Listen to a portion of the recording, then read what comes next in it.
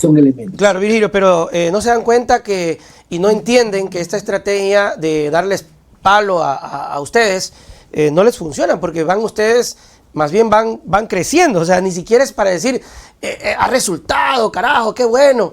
Puchica, miren el resultado de la asamblea, el resultado que tienen, el crecimiento y cómo rompen el techo ustedes. Sheila Bilker habló conmigo ayer y me decía, Sheila, que según el estudio que ellos realizaron, la intención de voto para Luisa es mucho mejor que la intención de voto para Noboa en esta segunda vuelta. Y me decías, Virgilio, hablemos de la otra parte, de lo que tiene Luisa para enfrentar esta segunda vuelta. A ver, entonces, así como hemos hecho una disección de lo que tiene la candidatura de Daniel Noboa y que ya hemos visto que lo más importante que tiene son todos los recursos y el aparato del Estado. Y eso es muchísimo dinero de todos los ecuatorianos nuestra, sí, para la campaña electoral. Del otro lado, ¿qué hay?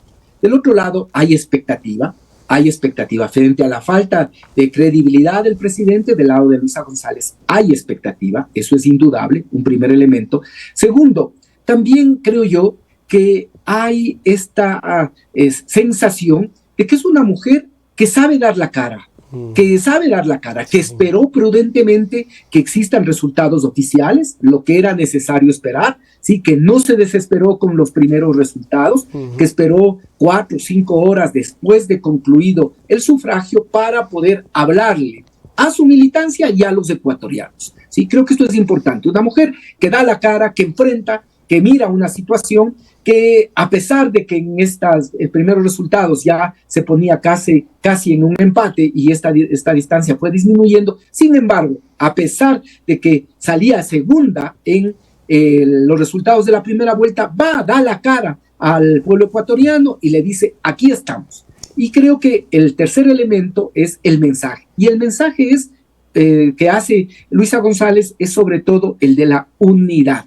que el Ecuador requiere unidad para poder enfrentar los grandes problemas y enfrentar también a quienes han sido los responsables del desastre nacional. Creo que eso es básicamente los elementos fundamentales que tiene, además de una estructura política que ha demostrado una vez más su fortaleza, una estructura política que, como bien tú señalabas, crece de manera significativa, incluso en las provincias en las que se pierde. ¿Sí? En Pichincha se crece 10 puntos, en la Sierra Centro, que es tan esquiva y que han sido los resultados adversos. Sin embargo, ahí la Revolución Ciudadana en Tungurahua, por ejemplo, crece 8 puntos.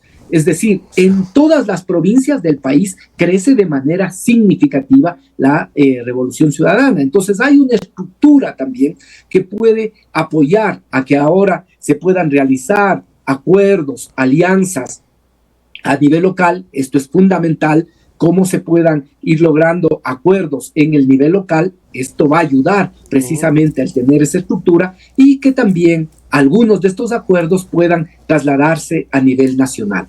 Y por otro lado, creo que lo que ayer te ha señalado la investigadora es importante. Cambia el sentido de favorabilidad. ¿Sí? Si antes de la primera vuelta la gente creía que era un favorito para ganar las elecciones el presidente Daniel Noboa, ahora después de realizada la primera vuelta y antes de que empiece la campaña de segunda vuelta, el sentido de favorabilidad, ¿sí?, está con Luisa González. Cuando a la gente le preguntan quién cree que puede ganar las elecciones, ha cambiado ese sentido de favorabilidad y la gente dice que esas elecciones pueden ser ganadas por Luisa González. Sí, hay una probabilidad, hay un sentimiento, hay un aire que definitivamente pues se siente. Ya cuando uno siente, cuando uno ya huele, uno que está metido en esto, uno sabe que el camino va por buen camino, se va por buen camino. Ahora, Virgilio, ¿qué tan importante y qué tan crucial es el voto que puede o podría arrastrar Leonidas Issa?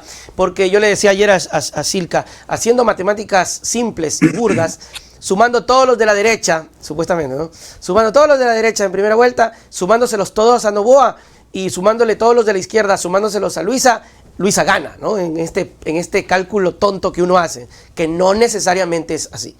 ¿Qué tan importante es Issa o la unión de todos estos votos de izquierda, por más pequeña que haya sido el porcentaje? A ver, creo que ahí también tiene una ventaja Luisa González, y es que Luisa González y el movimiento de la Revolución Ciudadana, en el proceso previo, realizó todo lo que tiene que ver con estas mesas de diálogo con distintas fuerzas y con distintos sectores de izquierda. Inicialmente, ahí ya quedó un ambiente de que si alguna de estas fuerzas pasa a la segunda vuelta, sería apoyada por las otras. Y sobre todo, se avanzó en planteamientos programáticos. El día de ayer, ya la CONAIE y su estructura política, Pachacutic, han planteado algunos de los elementos que deberían ser recogidos, que deberían ser respondidos por las candidaturas, que debe haber respuesta por parte de las candidaturas. Entonces, y en muchos de esos elementos, indudablemente que va a haber mayor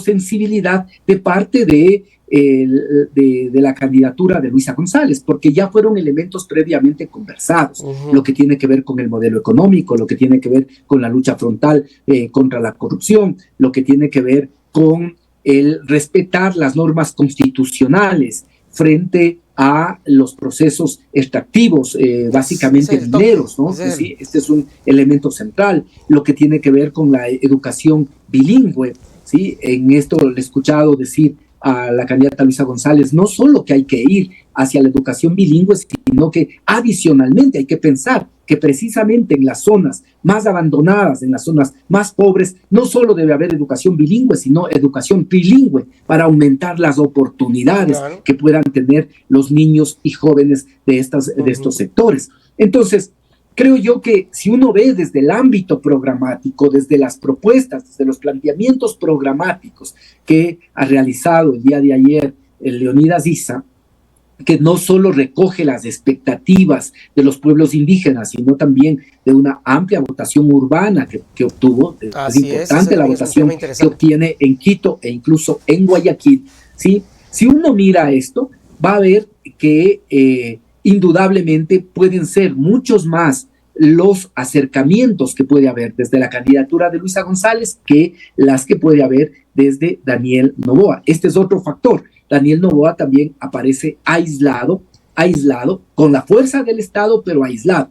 En cambio, acá parecería que puede haber muchas más cercanías programáticas, que puede haber mucha más sensibilidad para recoger esos planteamientos programáticos y poder, con esos planteamientos programáticos, también lograr que la mayor cantidad de votos de los que fueron para Leonidas Issa ahora puedan venir para Luisa González, porque además también son votos de gente con conciencia que no quiere que gane Daniel Noboa porque sabe que podría ser la peor expresión de una derecha recalcitrante que incluso en algunos casos llega ya a linderos con lo que es el fascismo. Virgilio, ¿y cómo asegurar esa situación? Y te consulto de esta manera porque, por ejemplo, hay mucha cautela y me parece bien, no hay apuro. Hay una guerra de relatos por parte de la prensa que quiere hacer pelear a Issa con Correa. Esto es parte de la estrategia de ellos. Ellos están jugando a esa carta, no porque Noboa sea un gran presidente, sino porque no quieren que vuelva el correísmo. Eso es todo. O sea, no es ni siquiera que Noboa sirva. Para ellos ni siquiera Noboa les sirve. ¿Cómo asegurar ese voto? Es decir, hay que la RC va a mantener la distancia hasta que resuelva solito y orgánicamente la CONAIE, o deberá haber algún acto de simbólico en donde se firme un acta. Acláranos ese panorama en miras a lo que podría ocurrir, si esto es necesario o simplemente cada uno va decidiendo, así como por ejemplo Rabascal ya dijo, solito dijo Rabascal, mi voto y mi apoyo para Luisa. A ver, yo creo que hay unos planteamientos político-programáticos que se han hecho el día de ayer. Esos planteamientos político-programáticos tienen que tener una respuesta, en este caso, de parte de las candidaturas.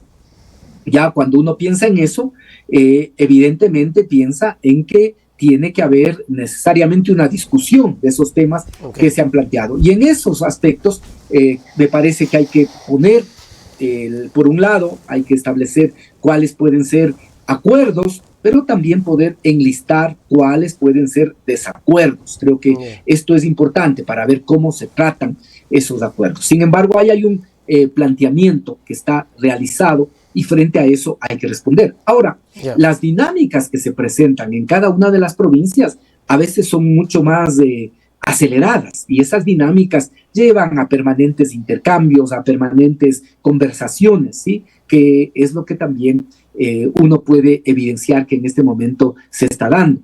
De tal manera que creo yo que la campaña electoral, a pesar de que formalmente inicia el 24 de marzo, ya es una campaña que se viene desarrollando, y en esta campaña electoral creo yo que tiene mucho más protagonismo quienes quieren, quienes ya se manifestaron por un cambio, porque si tú sumas la votación que obtiene Luisa González, Leonidas Issa y la de otros candidatos, ¿sí? Claramente la mayor parte de la población ecuatoriana quiere cambios, no está conforme con el gobierno del presidente Daniel Noboa y quiere esos cambios. Y por ende, como quiere esos cambios, ahora hay mayor probabilidades de triunfo para quien propugne el cambio antes que continuar con la situación que en este momento se vive, que realmente es, desde mi punto de vista, es realmente catastrófica. Así es, gracias Virgilio por estar con nosotros en esta charla, le agradezco mucho. Alguien me decía por acá sobre ciertas cosas que se están dando por parte de la prensa en torno, por ejemplo, a poner en la palestra temas que ni siquiera se tratan, como la ley de comunicación. A veces yo creo que son datos de la prensa que quieren ponerlo, pero que ni siquiera se ha debatido, sino que lo ponen como una cosa de que la revolución quiere esto y quiere perseguir. Y creo que hay que mantener la calma y no dejarse comer cuento, ¿no? Sí, y sobre todo yo diría, lo que uno puede evidenciar con eso es que hay un miedo increíble a la verdad. Aquí en este país, así como se propugna el odio como una ideología, hay un miedo profundo a la verdad. Esto me parece que es lo que trasluce más allá de estas situaciones que se pueden presentar circunstanciales, pero hay de parte de algunos actores políticos y de algunos actores mediáticos, hay un miedo realmente horroroso a la verdad. Virgilio, gracias y nos vemos. Hasta la próxima. Siempre es un gusto. Muchas gracias. Chao.